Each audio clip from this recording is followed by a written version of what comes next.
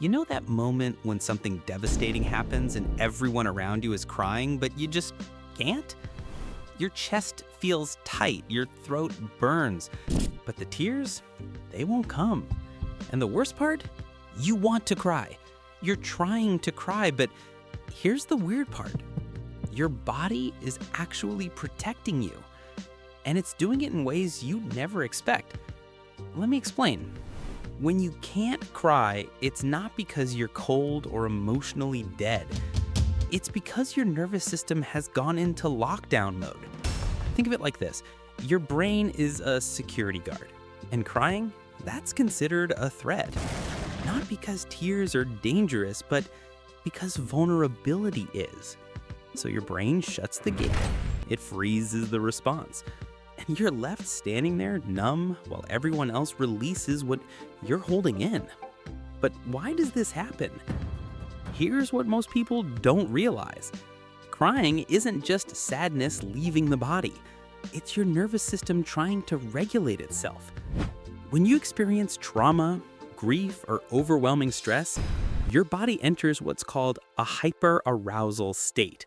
Your heart races, your muscles tense, and your brain starts scanning for danger. In that state, crying feels like letting your guard down, and your subconscious won't allow it. It's like trying to relax in the middle of a fire alarm. Your system is screaming, not safe, not now. So the tears get stuck, trapped behind an invisible wall you didn't even know you built. But remember this part, because it's crucial. Most people who can't cry learned not to cry very early in life. Maybe you were told, stop crying or I'll give you something to cry about. Maybe you watched a parent shut down every time they showed emotion. Maybe you were the oldest child, the strong one, the one who had to hold it together while everything fell apart. Your brain took notes.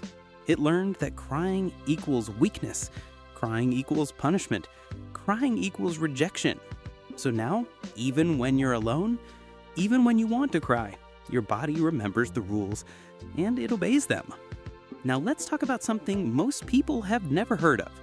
It's called Alexithymia, and it affects about 10% of the population. People with alexithymia struggle to identify and describe their own emotions. They feel something, but they can't name it, they can't process it, and they definitely can't cry about it. It's not that the emotion isn't there, it's that the bridge between feeling and expression is broken. Imagine trying to cry in a language you don't speak. That's what it feels like. And the scariest part is, most people who have it don't even know. Here's where things get darker. Society has spent centuries teaching men that crying is feminine, weak, unacceptable. So men learn to reroute their sadness. They turn it into anger. They turn it into silence. They turn it into anything but tears. And women, they're told the opposite, that crying is manipulative, dramatic, too much. So they learn to cry alone, or not at all. Either way, the message is clear. Your tears are a problem. And when you internalize that message long enough, your body starts to believe it. You won't believe what happened next. When your brain detects emotional overwhelm, it has three options: fight, flight, or freeze. Most people know about the first two, but freeze, that's the silent killer. Freeze is what happens when fighting won't work and running isn't an option. Your body just shuts down. And crying, that requires activation. It requires release. It requires your nervous system to move. But when you're frozen, nothing moves. You're stuck in emotional paralysis, and the tears are stuck with you. Let me tell you what happens to those unshed tears. They don't just disappear, they get stored in your jaw, in your shoulders, in your chest, in the pit of your stomach. That's why people who can't cry often suffer from chronic tension, headaches, and unexplained pain. Your body is trying to release what your brain won't allow. It's like shaking a soda bottle and never opening it. The pressure builds and builds, and eventually something has to give. But here's the thing most people miss.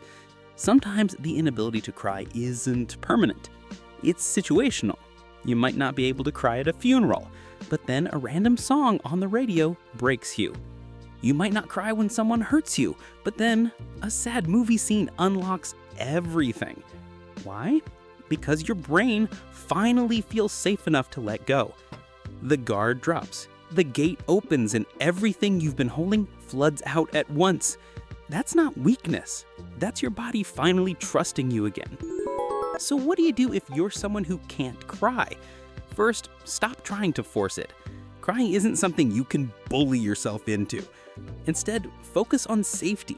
Create environments where your nervous system can relax. Therapy helps, somatic work helps, even just sitting in silence without judgment helps. And here's the truth no one tells you. Not everyone needs to cry to heal. Some people process through movement, through art, through words. Tears are just one language of grief. They're not the only one. If you can't cry, you're not broken. You're not cold. You're not heartless. You're not less human. You're just someone whose survival system learned to protect you in a very specific way.